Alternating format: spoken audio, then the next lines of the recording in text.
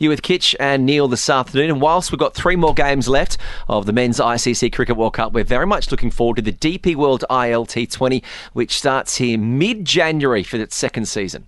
Well, yes, and there is one team beyond all of the others that we've been looking for and expecting and hoping that, that one little glitch that they faced last season, reached the finals, didn't win it, they changed things around, and that is none other than the Desert Vipers. Well, joining us in studio is Sean Morris. He is the CEO of the company 1.5 Degrees Sport. They are the sustainability partner for the Desert Vipers. He's also a former Rajasthan Royals CEO of the IPL, the franchise that won the very first IPL, and he's joining us here in studio. Sean, thank you very much for your time and coming in. My pleasure. Good to be here. Great to be here and see you, because you've got an incredible career in cricket. You've worked in administration roles, India, you've been in Australia, South Africa, and now you're here in Dubai. What lured you? What made you want to come to be here, Dubai, and have 1.5 degrees be associated with the Desert Vipers?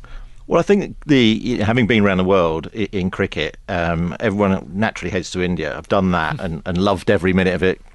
Still carry a few of the scars, but it was great fun.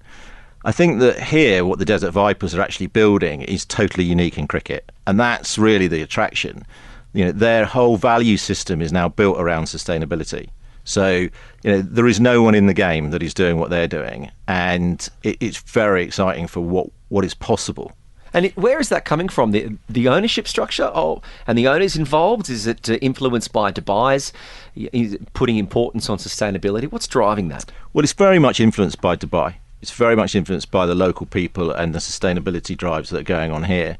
But the leadership team, the management team, Phil Oliver, the CEO, they had a look at the franchise, all of their moving parts, and said, look, we've got to believe in a greater cause.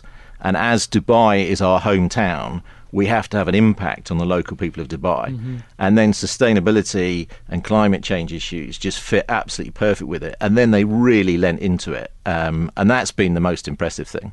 I was at one of the first school activation programs this season, and the kids were brought in, 30 of them together. There were coaching sessions and all of that. But one thing that really caught my attention was the number 1.5 on the back. From far away, I thought 15. Maybe it's someone's favorite number. But then when I reached in close, I saw 1.5. There was a little degree on top of it. And the 3 R's of sustainability right at the bottom. The kids were asking. They were curious. They were asking the right questions. But how important is it to put those thoughts in the minds of these young kids? Because they're already swarmed with their histories and the geographies and the science and the math that they're learning. And then we tell them, hey, you know what? Sustainability, the 3 R's. Well, I think that is the beauty of sport. And I think we will see more of this further down the line. But, it has been so powerful at engaging young minds and massive audiences. And, they've been associated with their favourite players or their favourite team. And that will change a little bit. But what sport has got the ability to do is carry that climate change message. And that's what the Vipers have done. And the fact that every child that walks onto the pitch carries their climate change message. I mean, that's unique to sport. And, it's massive credit to that franchise. It's a case of sport really being the global language in that sense, isn't it? It is. And it's there's lots of sporting cliches of how fans from all walks of life, they actually do sing off the same hymn sheet. Yeah. And that's the beauty of having one cause that does impact everyone. And it doesn't matter where the fan's from or what their lifestyle is. Climate change is going to impact us all. Mm-hmm. And the team have just absolutely committed to it. And their values now are driven around what impact can they have, both on the field, but also socially. And that's where I think they start to build deeper roots here in Dubai. Organizations or setups like aviation or the hotel industry, these are the ones that probably look at climate change in a larger perspective because of the sheer volumes. Now, when it comes to sporting teams, how do they get along with the thought of sustainability or climate change? Because eventually, Desert Vipers will be going out in the field and playing cricket for 1 month.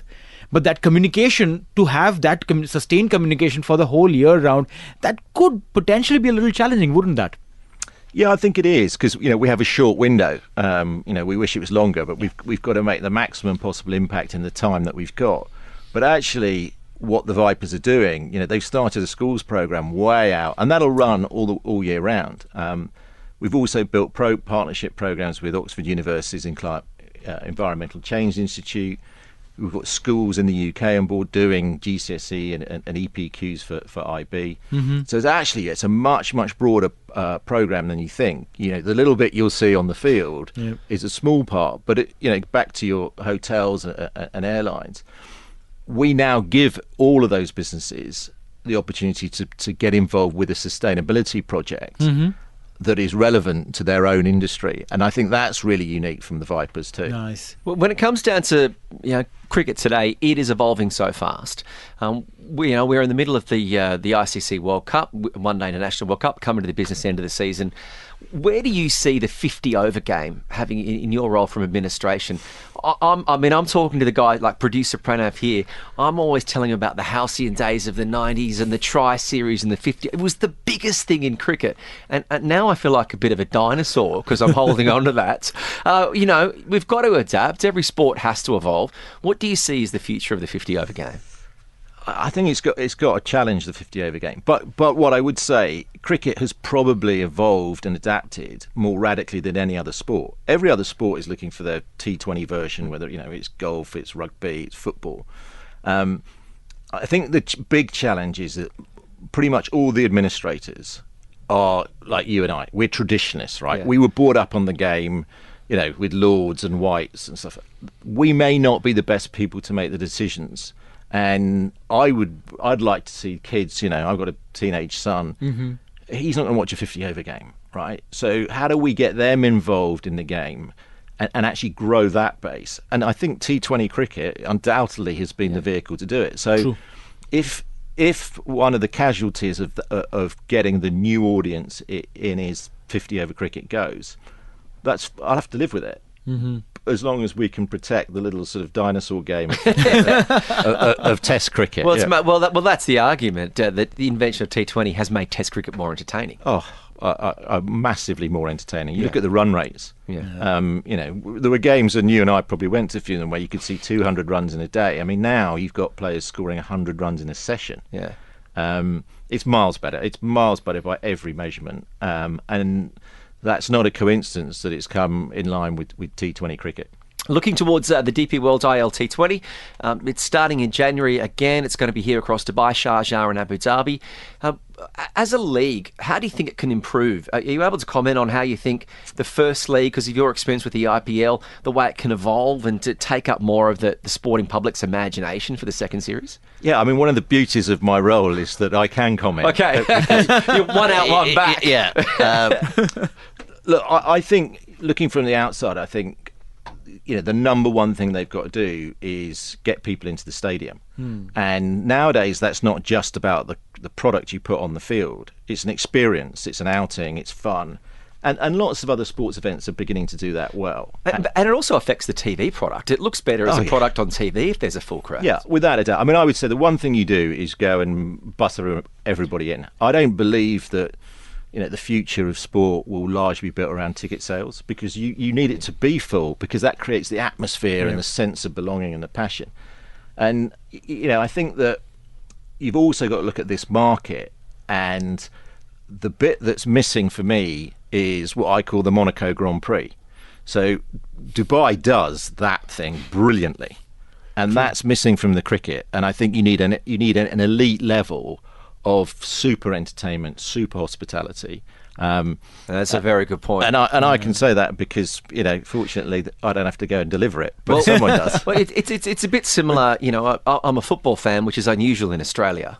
And when they started the Australian League, they called my club Sydney FC Bling FC, because they paid a fortune to bring in Dwight York, who was only a couple of years out of Manchester United, and the footage of it was him on the boats, and they brought the glamour, and that star power brought in so many borderline fans that I think you're right. Dubai needs something. Somehow they need to put the Dubai bling, into the DP World ILT20. Yeah, and they did it with soccer in America as well. Didn't they, with Beckham and that lot. Great example. So I think that the one thing this league has got, because you have 8 overseas players, is the quality of the cricket is outstanding. I mean, it's better than most other leagues. So it's got a massive viewership in India. And now the final piece is working on the stadium product and filling it up, both with fans that just want to come and see the cricket, give them a brilliant entertainment experience. But I think Dubai's got that special sort of gold dust, and I think that needs sprinkling a little bit around this tournament too. You give the example of David Beckham and what he did for soccer in US. Would Shaheen Shah Afridi be that one person who could probably change things around? Vipers have signed him up. It was a massive announcement, literally the first big announcement of the year for ILT20. Would Shaheen Shah Afridi be the trump card that could change things around, at least for the Vipers? Well, I think that the Vipers have made a massive commitment to him and to other players, and I think that when you're delivering some of the best players in the world, that's all the franchise can do. Then I think you've got to give it to the league to follow that through and take advantage of it. Obviously, from a team's point of view, we're going to be doing some fantastic things with Shaheen around our partners, our sponsors, whether it's dinners, whether it's parties, whether it's coaching sessions, all sorts of activities. But they've done their bit. Right. And I think it's time to support it.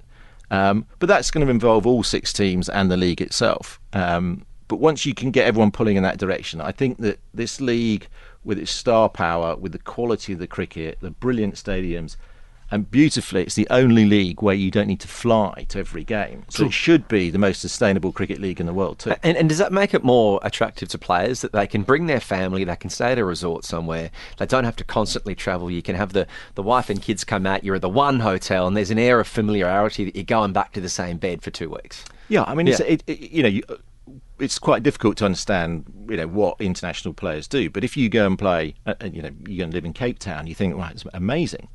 But you're there for 2 nights, and then you're on a plane, you're on another plane, you're on another plane, and people miss that. They don't realise that they're not just sitting in Cape Town for 5-6 weeks. The beauty of the tournament here is whether you're based here, whether you're based in Abu Dhabi, you're going to have an amazing experience, and there's no coincidence that they want to bring their families, their kids, and we need to take advantage of that. We need to take advantage of that and go, look, we can attract the best players, we can put the most amazing cricket product on, and now we've just got to fill out the bits around the edges. We talk about sustainability, right? Yes, there's no flying involved between Sharjah, Abu Dhabi and Dubai, but still there would be buses, cars that will be travelling around. Any thoughts on changing or tightening the sustainability screw on those drives? Yeah, well, I think that there's a classic example of opportunity. When I look around this region, the investment in electric mobility, for example, we've talking to 5 or 6 different people who can provide electric buses. We've got breakfast tomorrow morning with biofuel specialists, so we're going to be using biofuel in any vehicles we use. That's where this starts to become an interesting conversation, because it will fit with pretty much any business that has a sustainability product or policy, and they can come and roll that out through the team. Because talking about sustainability is one thing, but to have those tiny bite-sized actionable pointers is something that will actually change the game. And then I'll bring back the conversation to school kids. I saw a bunch of kids. We made them remind them the 3 R's and all of that. But what are the actionables that we're putting into their minds? One that I saw, and I was mighty impressed, was no plastic bottles on the ground. Like, we've played whatever level of cricket we've played, every single ground would be littered with plastic bottles, and then we would go down picking those bottles, putting in the trash can. But by the end of the day, we would have seen at least, if not more, 150 to 200 plastic bottles. There was 0 on the field when the kids were training. That's a good start. But what next for these kids? Well, I think that you've sort of hit the nail on the head there. I mean, once you start looking at it, it's difficult to understand that any team would ever have those bottles around again, right? So we're going through a period where hopefully we're creating impact, and that will change behaviour. So the schools programme, with all the awareness and education, what ultimately we want it to change their behaviour. So they would also think it's very strange to see a plastic bottle on a cricket pitch. Right. So that's one of the things that we'll get out of it. But there's so many other things that we've put in place that we want local businesses to join in. It's quite hard to tell your sustainability story because they're very similar. Decarbonize as best you can, but they're quite bland.